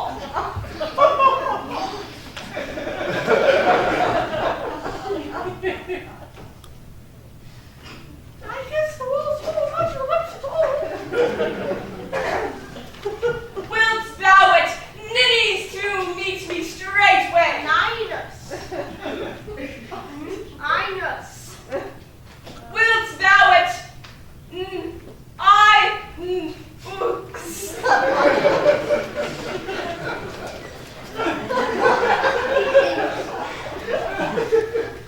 to meet me straightway? Tide life, tide death, I come without delay.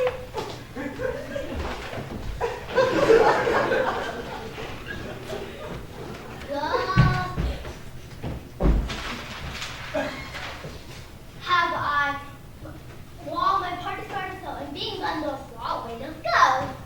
That was the hero down between the two neighbors.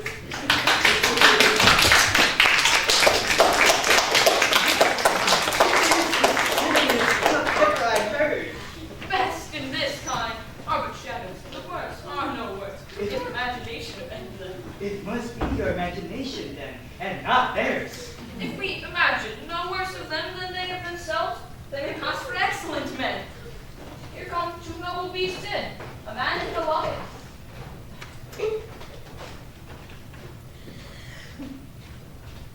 You, ladies, you whose gentle hearts fear the smallest monstrous mouse that creeps on floor may now perchance both quake and tremble here when lion rough and wildest rage doth. Then know ye that I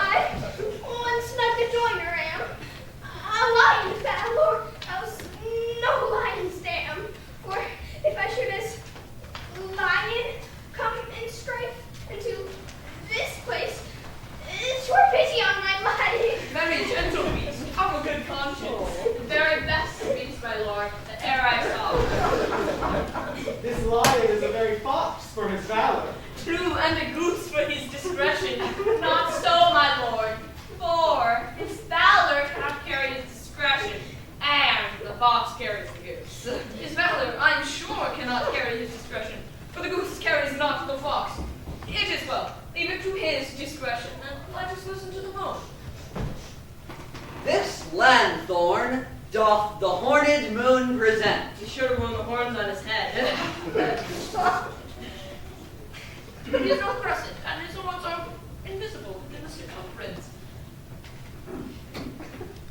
This lanthorn doth the horned moon present. Myself, the man i' the moon, do seem to be. The greatest error of all the rest. The man should be put into the lanthorn. How else is it the man in the moon? He dares not come there for the candle, for you see it is already in snuff. I'm aweary of this moon, but he would change. It appears by his small light of discretion that he is in the way. It is well. In courtesy, he must state the time. Proceed, moon. All I have to say is that this lanthorn is the moon. Myself, the man in the moon. This thorn bush, my thorn bush, and this dog, my dog.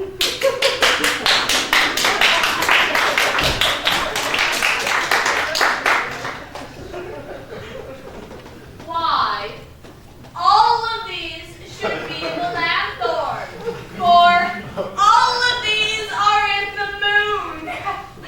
But silence. Here comes Disbury.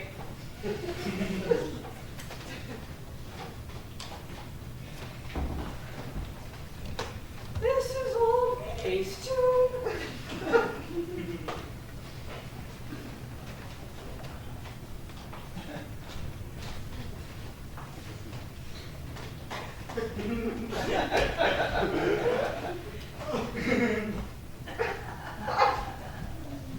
Where is my love?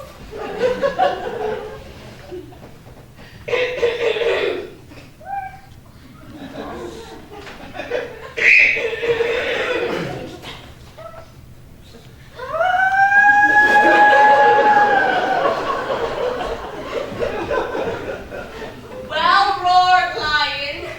Run Tisby.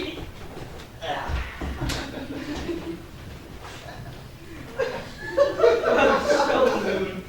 Truly, the moon shines with a good face. Well moused, lion.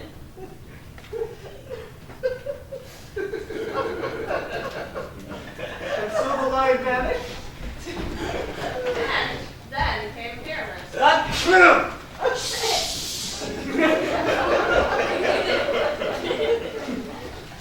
Sweet moon, I thank thee for thy sunny beams. What? I thank thee, moon, for shining now so bright. For by thy gracious golden glittering gleams, I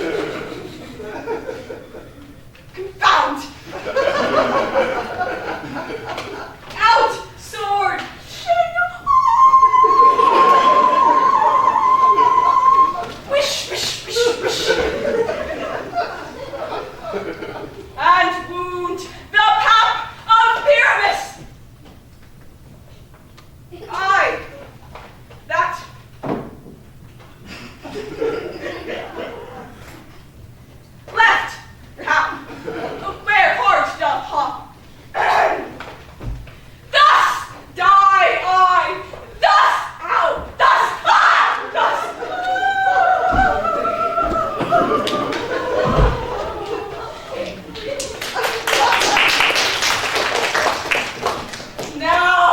am I dead! Now am I fled!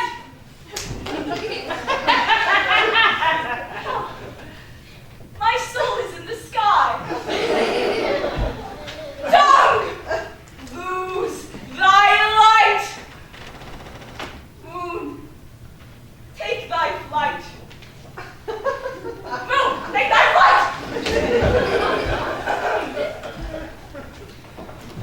Now! Die! Ah! Die! Ah! Die! Die! Die!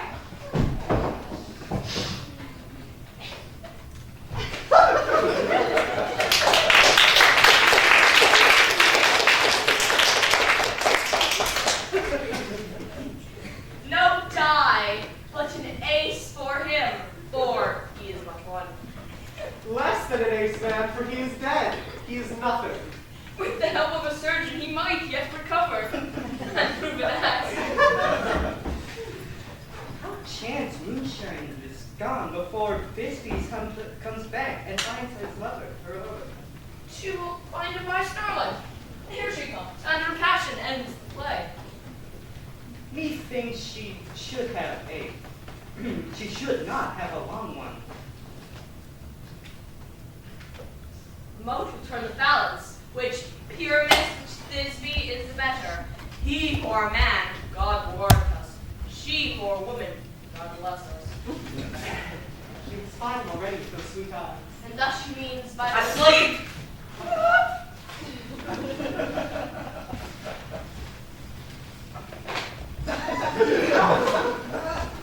What? My dog!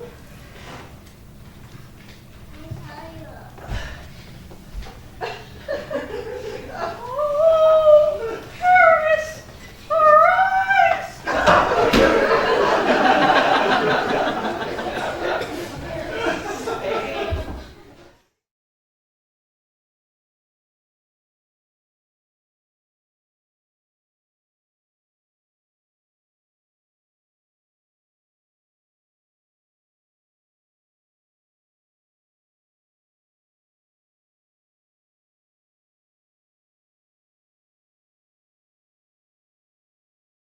Now the hungry lion roars, and the wolf behowls the moon, whilst the heavy ploughman snores, all with weary task fordone.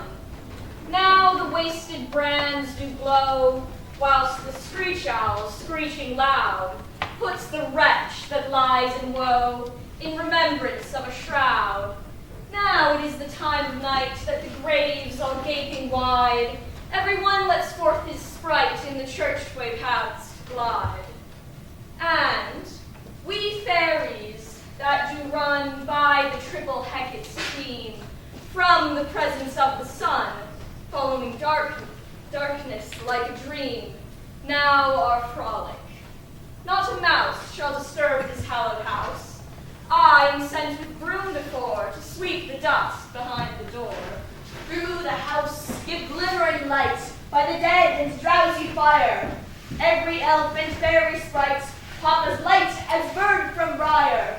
And this ditty, after me, sing and dances trippingly. First rehearse your song by rote, to each word of warbling note. Hand in hand, fair and grace, will we sing and bless this place.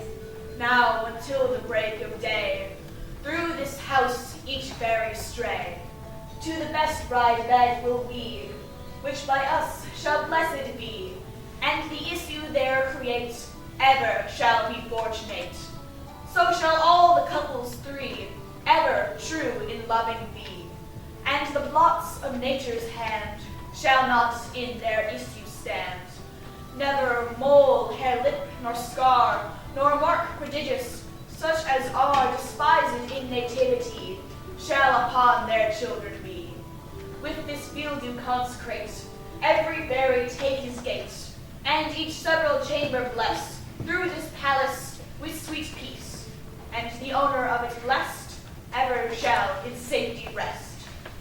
Trip away, make no stay, meet me all by break of day.